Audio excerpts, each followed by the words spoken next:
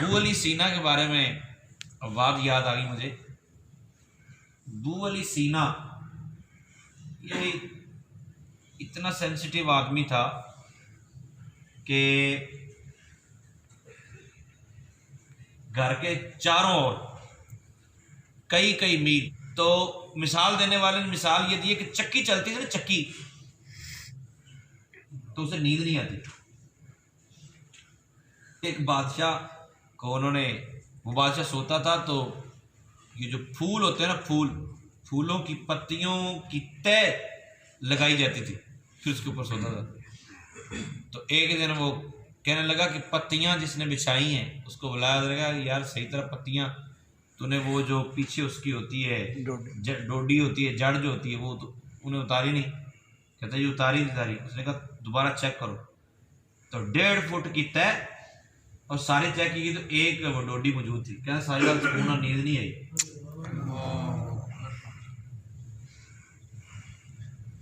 तो मैं दोवें चीज़ें पढ़िया ने, जिदों ने पढ़िया उदों ने मोबाइल की बैल बंद की थी।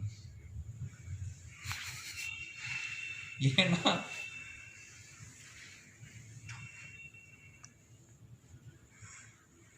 ये दिमाग है ना, दिमाग आपने सुना तो होगा छठी हिस्स। छठी हिस्स को ना आप सोई ना रहने दें, उसको जगा दें। आज आप तजर्बा करें, आज से ना इरादा करें, किसी की तरफ ना देखें, मेरी तरफ देखें, तो एक तजर्बा करें। सुना तो छठी हिस्स का, लेकिन किसी ने पकड़ के देखी नहीं आज तक कि वो छठी हिस्स होती क्या है। वो नहीं, एक हिस्स ये है नाक, एक आंख, कितनी होगी? 2, एक है हाथ, कितनी होगी? 4, 5। इन चारों को बंदा छू सकता है, छठी को छू नहीं सकता। तो अगर सोई हुई अभी तक, तो मैं आपको मशवरा देता हूं आप इसको जगाने की कोशिश करें। इसको जगाने का तरीका क्या है कि आपके पास मोबाइल हो और आपकी जेब में हो और आपको यूं लगे कि आपको फोन आ रहा है। जब कोई बेल दे तो आपको पता चले फोन आ रहा है और आप पकड़ के देखें, इस तरह भी मुझे है, तो आपको पता चल जाए, बेल ना चलानी पड़े। और वो बेल भी इतनी धमाल वाली के होना चाहिए ना। इसका तरीकाकार यह है कि आप रोज़ाना रात को किसी वक्त, कोई वक्त मुतय्यन करके ना, और निगाहों को झुका के नबी अकरम सल्लल्लाहु ताला अलैहि वसल्लम के दर दौलत का तसव्वुर जमा के कि मैं सरकार दो आलम सल्लल्लाहु अलैहि वसल्लम के दर दौलत पर बैठा हूँ।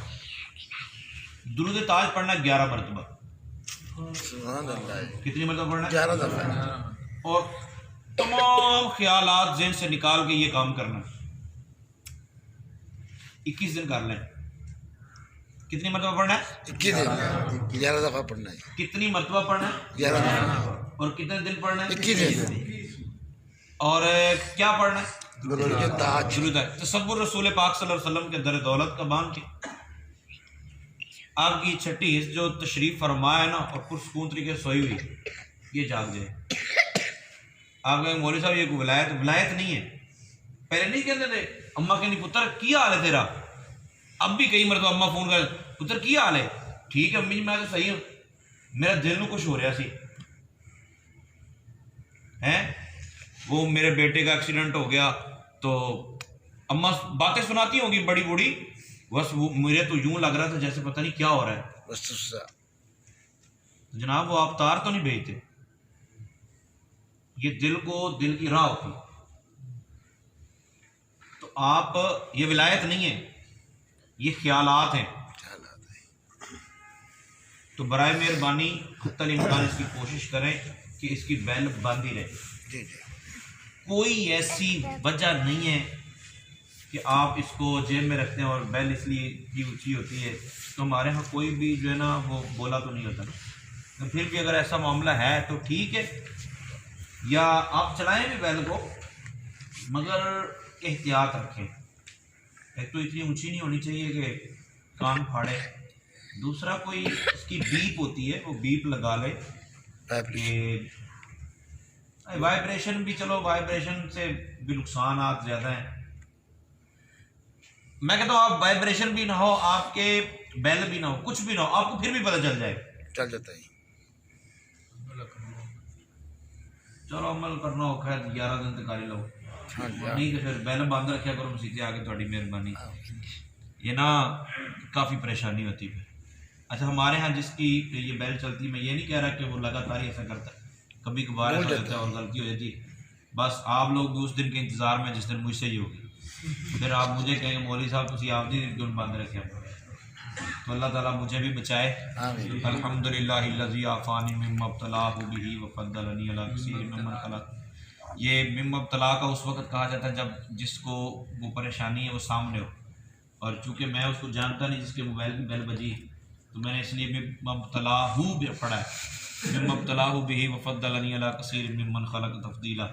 अल्लाह ताला आपके हाल पर भी करम फरमाए और आपके सदके मेरे हाल पर भी अल्लाह करम फरमाए।